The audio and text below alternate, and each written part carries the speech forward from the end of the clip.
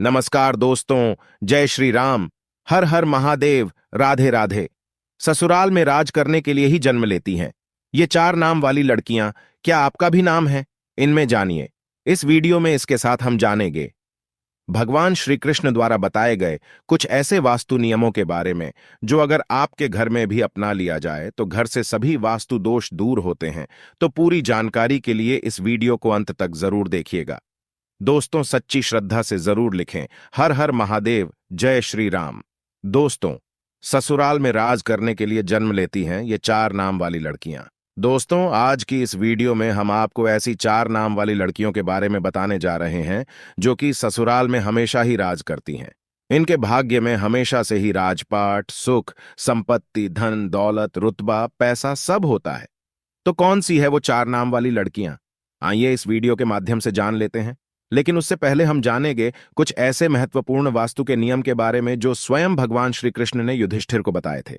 तो दोस्तों, चलते हैं और सुनते हैं गुरुजी से कि वो क्या कहते हैं इसके बारे में। दोस्तों, जिन घरों में भी महिलाएं इन नियमों का पालन करती हैं तो ऐसे घर में सदा ही मां लक्ष्मी का वास होता है और ऐसे घर में सुख शांति, परिवार के सदस्यों के बीच प्रेम सदा ही बना रहता है। इसलिए आप भी वास्तुशास्त्र के इन महत्वपूर्ण नियमों का पालन अवश्य ही करें। वास्तुशास्त्र के अनुसार घर में सकारात्मक ऊर्जा अधिक होना आवश्यक है, तभी घर में सुख शांति बनी रहती है और धन का आगमन होता है। अगर घर में वास्तु दोष हो, घर में आवश्यक चीजें ना हो, तो ऐसा घर नकारात्मक शक्तियों से भरा रहता है, जिस कारण घर में क्लेश, वाद विवाद, आर्थिक तंगी, कर्ज में मारी जैसी समस्याएं उत्पन्न होने लगती हैं। इन सभी समस्याओं से बचने के लिए आप अपने घर में वास्तुशास्त्र में बताए गए इन नियमों का पालन अवश्य ही करें। घर की महिलाओं को घर की लक्ष्मी कहा जाता है। उनका सम्मान करना सबसे महत्वपूर्ण बात है। श्री कृष्ण कहते हैं कि जहां पर स्त्री का सम्मान नहीं होता, उस कुल का विनाश होता है। उस कुल को दरिद्रता का सामना करना पड़ता है, क्योंकि देवी लक्ष्मी ऐसे घर में एक क्षण भी नहीं रुकती। तो चलिए जान लेते हैं भगवान श्री कृष्ण ने बताए हुए महत्वपूर्ण वास्तु नियमों के बारे में। लेकिन उससे पहले दोस्तों, आपसे रिक्वेस्ट है कि वीडियो को लाइक करें, अपने दोस्तों के साथ शेयर करें और अगर आपने अभी तक चैनल को सब्सक्राइब नहीं किया तो सब्सक्राइब करके बेल आइकन जरूर प्रेस कर ले। दोस्तों, पहली बात, श्री कृष्ण कहते हैं कि प्रत्येक व्यक्ति के घर में ये 5 चीजें दूध, दही, घी, गंगा जल और शहद अवश्य ही होनी चाहिए। जिस घर में भी ये चीजें होती हैं वहां पर कभी भी दरिद्रता नहीं आती। इन चीजों को सबसे अधिक पवित्र माना गया है। दूसरी बात, घर के प्रत्येक सदस्य को, खासकर बड़ों को, एकादशी के व्रत का अवश्य ही पालन करना चाहिए। एकादशी के दिन घर में किसी भी प्रकार का अनिष्ट कार्य न करें। एकादशी का व्रत सभी व्रतों में श्रेष्ठ है, इसीलिए इस दिन घर की शुद्धता बनी रहनी चाहिए। जिस घर की स्त्री एकादशी के व्रत का पालन करती है उस घर में लक्ष्मी सदा ही निवास करती है। तीसरी बात, शाम के समय घर में मां लक्ष्मी का आगमन होता है। इस समय पर घर का मुख्य द्वार और खिड़कियां खुली रखनी चाहिए। रोज शाम को चाहे 5 मिनट के लिए ही सही, लेकिन आपको अपने सभी खिड़कियां और दरवाजे खुले रखने चाहिए। शाम के समय घर के मुख्य द्वार पर घी का दीपक अवश्य लगाना चाहिए। दीपक जलाते समय इस बात का ध्यान रखें कि दीपक के नीचे थोड़े अक्षत अवश्य रखने चाहिए। शाम के समय घर के आंगन में पानी का छिड़काव करें। रंगोली बनाकर देवी लक्ष्मी का स्वागत करने से मां लक्ष्मी प्रसन्न होकर आपके घर में प्रवेश करती है। इसलिए आपको सुबह के समय या शाम के समय अपने घर के मुख्य द्वार पर रंगोली जरूर बनानी चाहिए। चौथी बात, घर के मुख्य द्वार पर स्वास्तिक का चिन्ह बनाना चाहिए। स्वास्तिक अत्यंत शुभ चिन्ह है। यह घर को बुरी नजर से बचाता है तथा घर में नकारात्मक शक्तियां प्रवेश नहीं कर पाती। पांचवीं बात, हफ्ते में एक बार नमक के पानी से घर में पोछा लगाना चाहिए। नमक नकारात्मक शक्तियों को सोख लेता है और घर का वातावरण पवित्र करता है। स्नान करते समय भी पानी में थोड़ा सा नमक मिलाकर स्नान करना चाहिए। इससे तन की शुद्धि होती है। छठी बात, रोजाना चींटियों को शक्कर मिला हुआ आटा डालना चाहिए। इससे व्यक्ति की कुंडली के दोष दूर होते हैं।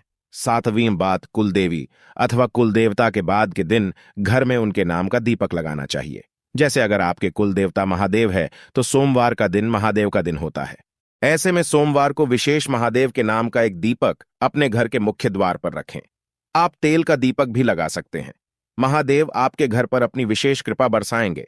तो इसी तरह से ये उपाय आप अपने कुलदेवता या कुलदेवी के लिए कीजिए। इससे कुल देवता प्रसन्न होते हैं और घर के सदस्यों पर अपनी कृपा दृष्टि बनाए रखते हैं। 8वीं बात, किसी भी विशेष त्योहार या शुभ मुहूर्त पर एक मुट्ठी काले तिल लेकर अपनी मुट्ठी में 3 बार फूंक मारे। अब इन काले तिल को आप अपने घर की छत पर डाल दीजिए। इससे नकारात्मकता नष्ट होती है। घर पर अगर किसी की कुदृष्टि हो तो वो भी दूर हो जाती है। आपके शत्रु कुछ भी आपका बिगाड़ नहीं पाएंगे। तिल की उत्पत्ति भगवान विष्णु के मैल से हुई थी, इसीलिए इसमें बहुत शक्ति होती है। 9वीं बात, श्री कृष्ण कहते हैं, द्वार पर आई गौमाता और द्वार पर आए कुत्ते को रोटी अवश्य खिलाएं। पशु पक्षियों के लिए घर की छत पर अथवा बालकनी में पानी और खाद्य पदार्थ की व्यवस्था जरूर करें। 10वीं बात, पशु पक्षियों के साथ ही वृक्षों की देखभाल करने का दायित्व भी मनुष्य का ही है। इसीलिए घर के रसोई घर में नित्य एक लोटे में पानी भरकर रखें और सुबह इस पानी को पेड़ पौधों में डाल दें। इससे सभी प्रकार के वास्तु दोष नष्ट होते हैं। 11वीं बात, घर के बाहर ईशान कोण में जल से भरा पात्र अवश्य रखना चाहिए ताकि कोई भी अतिथि प्यासा ना लौटे और आपको आशीर्वाद प्रदान करे। प्यासों को पानी पिलाने से बड़ा पुण्य और कोई भी नहीं होता। तो दोस्तों, ये तो थी वो महत्वपूर्ण बातें जो भगवान श्री कृष्ण ने सुख समृद्धि के लिए बताई। आइए अब जानते हैं कौन से वो 4 नाम है जो अगर किसी भी महिला के हो तो ऐसी महिला करती है। ससुराल पर राज। दोस्तों, शादी के बाद जब भी कोई लड़की अपने ससुराल जाती है तो उसे कई प्रकार के नियम कायदों का पालन करना पड़ता है। उसे अपने ससुराल के लोगों के अनुसार स्वयं को ढालना पड़ता है।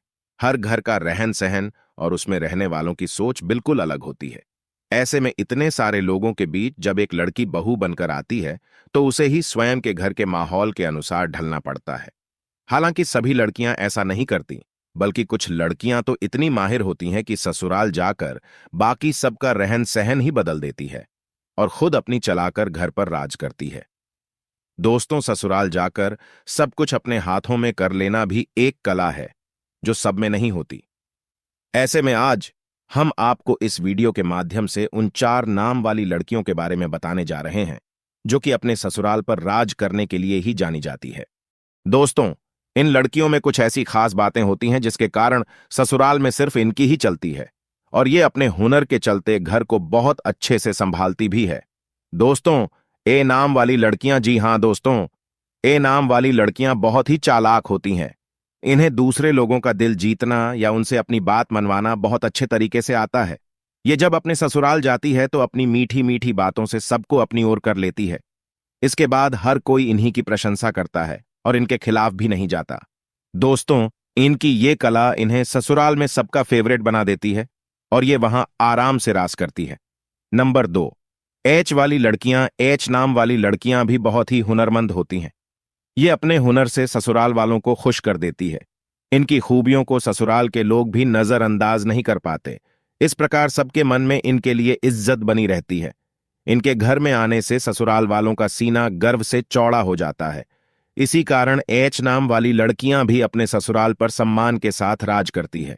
नंबर 3, एन वाली लड़कियां भी दूसरे लोगों के दिमाग को बदलना अच्छे से जानती है कि अपनी बातों से किसी भी मनुष्य की सोच बदल सकती है। ये जब ससुराल जाती है तो स्वयं को वहां के लोगों के अनुसार नहीं डालती, बल्कि वहां के लोगों को अपने जैसा बना देती है। इन्हें जीवन में बदलाव पसंद होता है। ऐसे में अपने ससुराल में भी ये कई बदलाव करती है।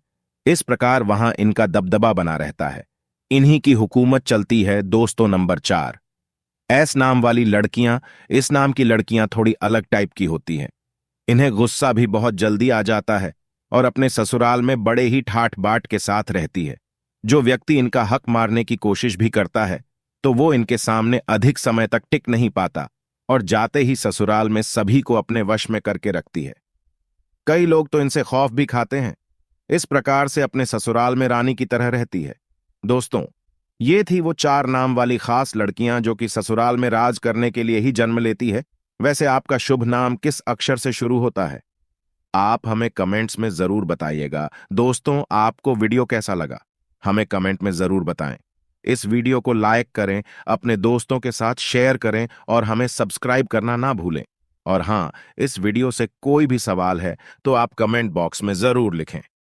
और आपके पास कोई भी सवाल नहीं तो हर हर महादेव अवश्य लिखें। धन्यवाद।